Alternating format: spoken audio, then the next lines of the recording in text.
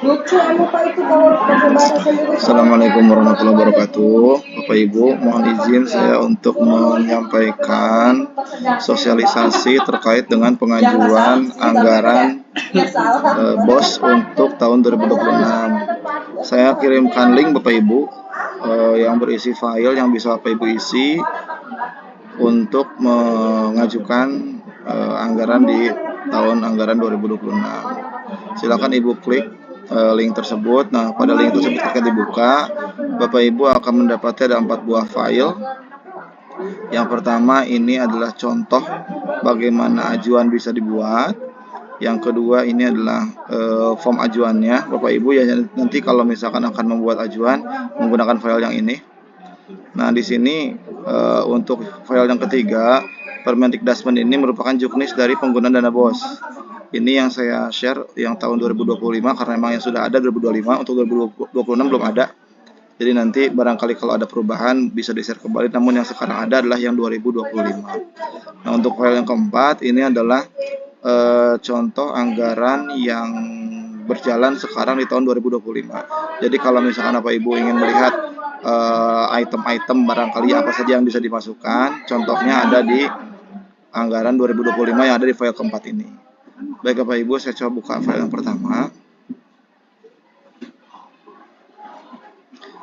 Nah, di file yang pertama ini Bapak Ibu akan mendapati sebuah file Excel ya. Bapak Ibu bisa dibuka di Google Excel atau bisa juga nanti di download dulu ya Bapak Ibu ya filenya biar bisa dikerjakan di Excel biasa begitu ya, yang tidak online. Untuk panduannya di sini saya bacakan sedikit ya, pesan barangkali bisa dibaca Bapak Ibu. Yang penting infonya bisa dibaca dan dipahami.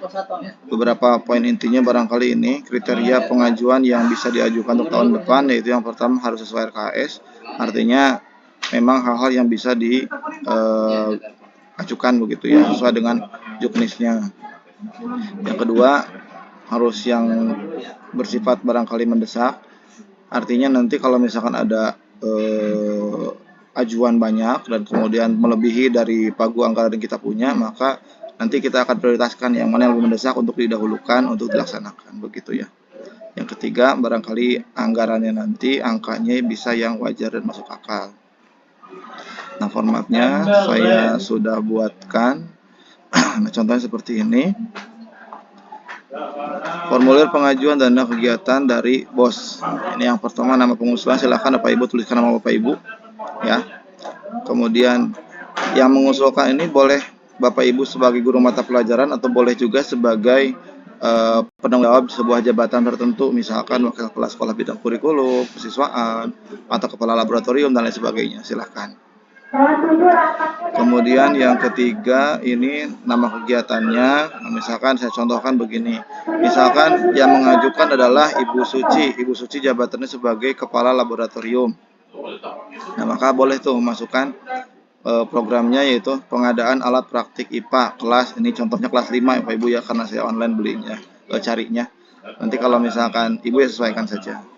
Kemudian tujuannya Bapak Ibu bisa menjelaskan secara ringkas atau singkat mengapa program ini harus diajukan atau dilaksanakan di tahun yang akan datang. Nah, rincian RAB-nya ini dibuatkan dalam bentuk tabel yang sudah saya buatkan tabelnya seperti ini. Misal apa yang dibutuhkan, Bapak Ibu misalkan butuh, katakanlah misal jangka sorong, diketik saja jangka sorong, kemudian jumlahnya butuh berapa buah, misalkan 1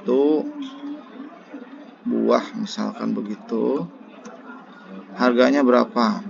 Nah, silakan Bapak Ibu bisa searching di online barangkali begitu ya, berapa harga satuan dari barang yang Bapak Ibu perlukan. Nanti bisa dirumuskan atau dikali di sini. Jumlah barang ajuan silakan Bapak Ibu ya sebanyak-banyaknya. Tapi kembali ke yang tadi bahwa nanti yang akan kita masukkan adalah yang prioritas. Apabila memang pagu anggaran mencukupi, maka semua bisa dimasukkan. Tapi kalau memang ternyata pagu anggaran tidak mencukupi, maka akan ada anggaran yang kemudian diloloskan untuk diajukan dilaksanakan tahun depan. Ada juga yang mungkin harus tunda terlebih dahulu untuk menjadi rencana di tahun berikutnya. Tidak lupa Bapak Ibu ya, terakhir ini waktu pelaksanaannya juga dituliskan, terutama berkaitan dengan program kegiatan begitu ya. Apabila itu merupakan sebuah kegiatan, maka waktu pelaksanaannya ini wajib diisi begitu ya, sehingga saya bisa memasukkan program tersebut jelas di bulan apa, dan juga barangkali bisa menjadi bahan nanti pertimbangan supaya tidak ada bentrokan waktu pelaksanaan dari kegiatan-kegiatan tertentu, misalkan seperti itu. Jadi misalkan Wakasek Kurikulum mengajukan kegiatan ujian tengah semester dengan rincian-rinciannya. Nah, nanti waktu pelaksanaan diisi, silakan. Perkiraan waktunya bulan apa, minggu keberapa, begitu saja ya. Tidak terlalu detail, tidak masalah. Yang penting perkiraan bulannya ada, begitu. Syukur-syukur kalau ditambahi dengan perkiraan waktu minggunya, misalnya minggu keberapa. Begitu ya, Bapak Ibu.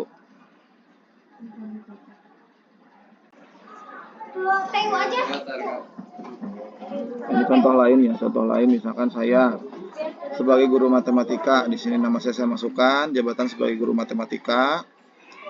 Programnya adalah pengadaan alat praktik mengajar matematika.